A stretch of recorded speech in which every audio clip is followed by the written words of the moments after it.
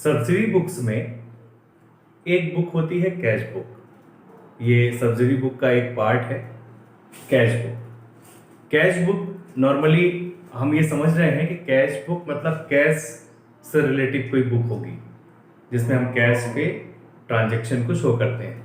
तो cash transaction को show करने के लिए ही ये बुक्स बनाई जाती है, जिसका मीनिंग ही है कि cash book is a book in which all cash transaction are recorded. ऐसी कैश बुक जिसमें हम कैश ट्रांजैक्शन को रिकॉर्ड करते हैं। जितना भी ट्रांजैक्शन हमें कैश में, चाहे वो रिसीव हो या हम पेमेंट कर रहे हो, दोनों ही तरह के ट्रांजैक्शन कैश ट्रांजैक्शन हम कैश बुक में रिकॉर्ड करते हैं।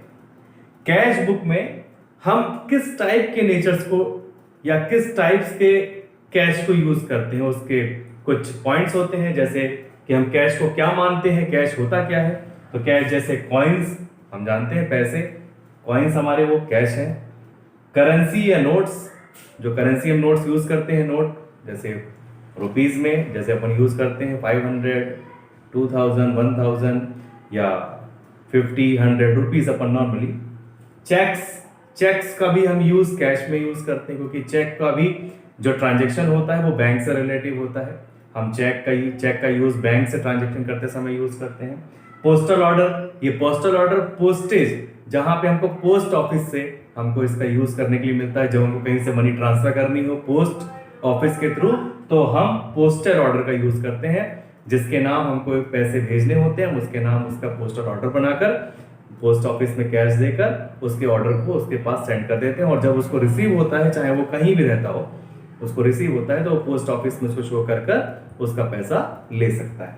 बैंक ड्राफ्ट, ये बैंक ड्राफ्ट बैंक से दी गई एक फैसिलिटी होती है। जो हम कैश किसी को ट्रांसफर करना चाहते हैं तो हम बैंक ड्राफ्ट के थ्रू, मतलब उसके नाम एक बैंक ड्राफ्ट बना देते हैं कि आपको इतने मनी हम आपको सेंड कर रहे हैं। वो जहां सिटी, जहां जैसे जहां भी रहता है, तो वो जाकर वो बैंक ड्राफ्ट रिसीव करेगा और अपने बैंक में शो करके वो पैसे ले सकता है। तो ये उसके नेचर्स हैं, मतलब हम कैश का यूज इन टाइप्स में करते हैं।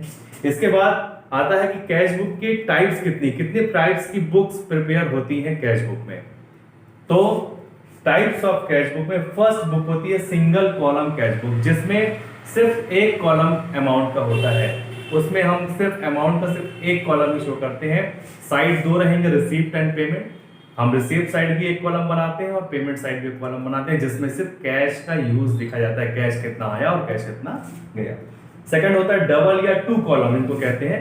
या तो डबल कॉलम कैश बुक कहें या टू कॉलम कैश बुक कहें, जिसमें हम दो कॉलम्स अमाउंट के लेते हैं, एक तो कैश का या डिस्काउंट का, या कैश बैंक का, या फिर डिस्काउंट या बैंक का, जिसमें दो कॉलम कैश के होते हैं, चाहे वो कैश का हो या डिस्काउंट हो, या कैश या बैंक या डिस्काउंट। कोई भी टू कॉलम्स अगर अमाउंट्स के दोनों तरफ होते हैं तो उसको टू कॉलम कैश बुक कहते हैं। ट्रिपल थ्री या थ्री कॉलम कैश बुक, जिसमें तीन अमाउंट के कॉलम होते हैं, पहला डिस्काउंट, कैश और बैंक, क्योंकि ये तीनों ही आपके कैश के ही यूज पर्पस के लिए होते हैं। जिसमें हम कैश का यूज चाहे डिस्काउंट में हो रहा हो, चाहे कैश में हो रहा हो, चाहे बैंक से रिलेटेड कोई ट्रांजेक्शन है, उसको हम ट्रिपल कॉलम में। फोर्थ होती है पेटी कैश बुक।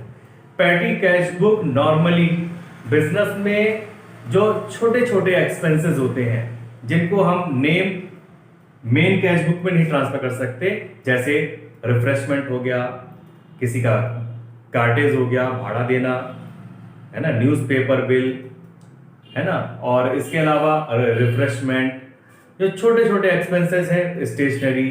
तो इन एक्सपेंसेस को हम मेन कैश बुक में ना दिखाकर सिर्फ एक्सपेंस का पे करने के लिए जो बुक प्रिपेयर की जाती है वो कहलाती है आपकी पेटी कैश बुक। सिर्फ एक्सपेंसेस, वो भी नॉर्मल एक्सपेंसेस, बिल्कुल छोटे छोटे मंथ में जो किए जाते हैं, और ये कभी कभी होते हैं, हमेशा नहीं होते, इसलिए इन एक्सपेंसेस को शो करने के लिए पेटी कैश बुक बनाई जाती है। तो कैश बुक मींस जिसमें हम कैश के ट्रांजैक्शन, चाहे वो रिसीप्ट साइड के हो चाहे पेमेंट हो, दोनों ही टाइप्स के हम कैश ट्रांजैक्शन को कैश बुक में शो करते हैं। तो ये आपकी कैश बुक।